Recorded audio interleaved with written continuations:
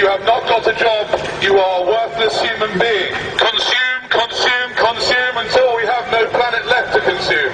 What you need to do is buy things that you don't need. That's the best way to support the economy. Smiling is bad for the economy. Get back inside and get back to work. That's what you should be doing. Stop putting your head out of bed. Never mind your lunch hour. The more you work, you better. Because when you die, you'll regret that you haven't worked more. Capitalism is a wonderful system. Okay, a few billion people get nothing. But still, think of all the people that get lots. Don't worry about the fact that the Chinese people had to work for 50 cents a day. They're Chinese. Who cares? There's a billion of them. Do you like iPods? I do. I've had 4 of them, each of which was replaced at least once by warranty. And about a year ago, I bought my iPhone, which just broke and is being replaced by warranty. So in total, I've run through about 10 iPods and 1 iPhone in about 7 years. And I'll admit that I don't buy cases or treat my iPod like the tender little object that it is, because honestly, I don't have a ton of money, so if it breaks before the warranty is up, that's actually better for me financially, though it is destructive and wasteful from a holistic environmental standpoint. But capitalism requires this cyclical consumption of goods in order to grow an economy. If Apple made an iPod that was dent-proof, waterproof, shock-resistant, which is technically possible, they would go out of business, because even if the iPods only lasted 5 or 10 years, which is conservative, it would completely destroy Apple's business model. They would either be too expensive to make or too expensive for the customer to buy, though still easily possible to build.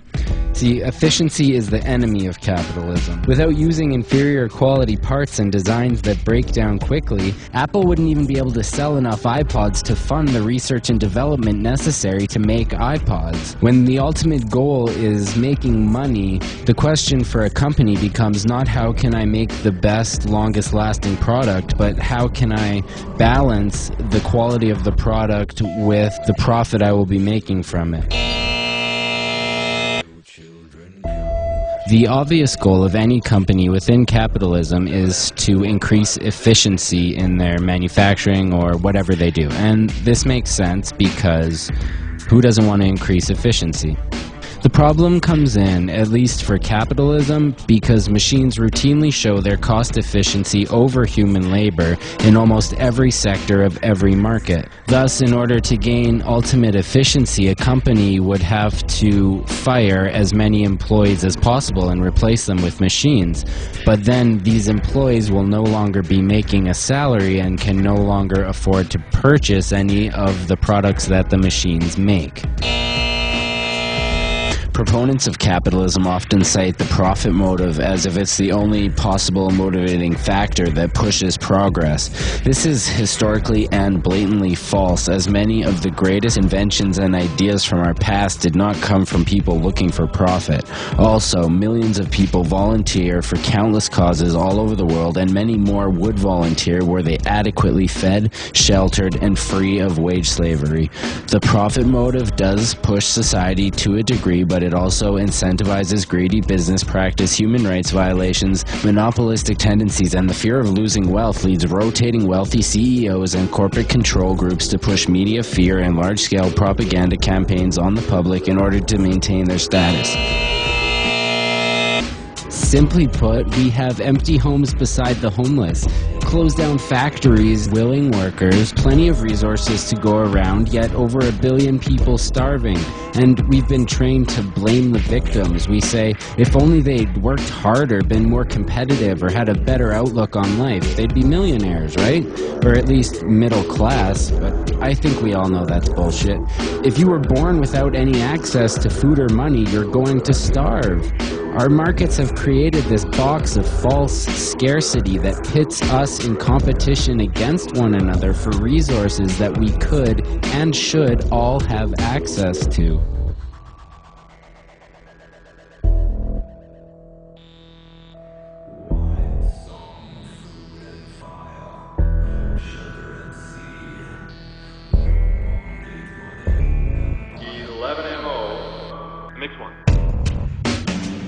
People usually just shoot off at the mouth without any understanding, because they're encouraged to do so in this particular kind of culture, where ego and winning the game, gaining the most funds that you can, the best in property and wealth. We admire people that are wealthy. In the Holy Land, they thought they were greedy. In other words, we're running into a lot of new problems today because of what we emphasize in this culture. The word success, to me, means earning a lot of money and having a home and 2 cars and children in college. Success, to me, is entirely different than what success is to the average person. Success is being a successful human being in terms of pursuing what you believe in. If you believe in making paintings, writing poetry, writing music, if this is what you really want, you're successful to yourself.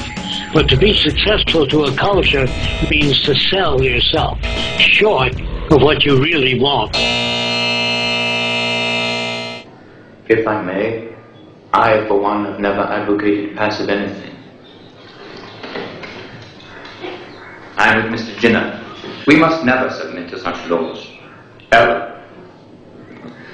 And I think our resistance must be active and provocative. Yeah. I want to embarrass all those who wish to treat us as slaves. Thank you. All. Forgive my stupid illustration. Allow me. No, please. But I want to change their minds. Not kill them for weaknesses we all possess. And what resistance would you offer? A day of prayer and fasting. You mean a general strike? I mean a day of prayer and fasting. Of course, no work will be done. No buses, no trains, no factories, no administration. The country would stop. God, it would terrify them. Could you get people to do it? Why not? According to you, Mahatma, great soul. Fortunately, such news comes very slowly to where I live.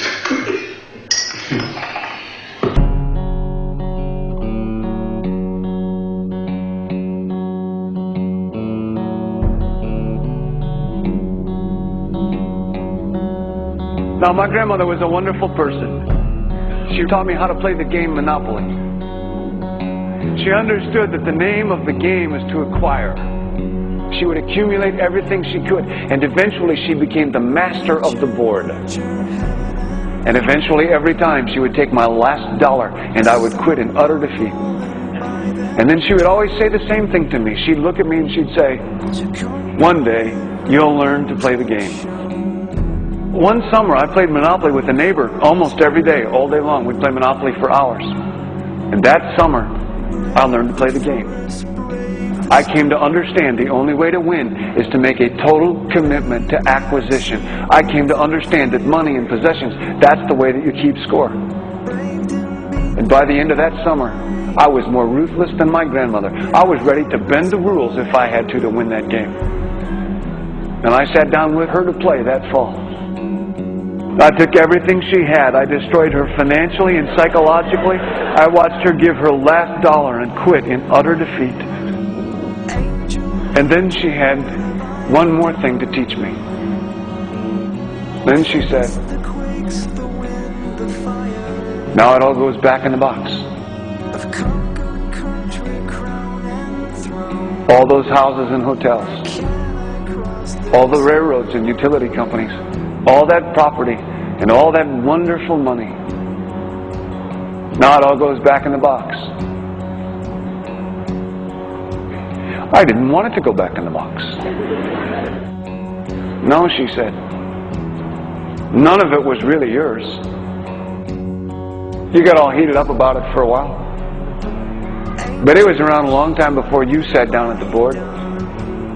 And it will be here after you're gone. Players come and players go. But it all goes back in the box. houses and cars, titles and clothes, filled barns, bulging portfolios, even your body. Because the fact is that everything I clutch and consume and hoard is going to go back in the box, and I'm going to lose it all. That's not much of an ROI on that. You have to ask yourself, when you finally get the ultimate promotion, when you've made the ultimate purchase, when you buy the ultimate home, when you have stored up financial security and climbed the ladder of success to the highest rung you can possibly climb it, and the thrill wears off, and it will wear off, then what? How far do you have to walk down that road before you see where it leads? Surely you understand it'll never be enough. So you have to ask yourself the question, what matters?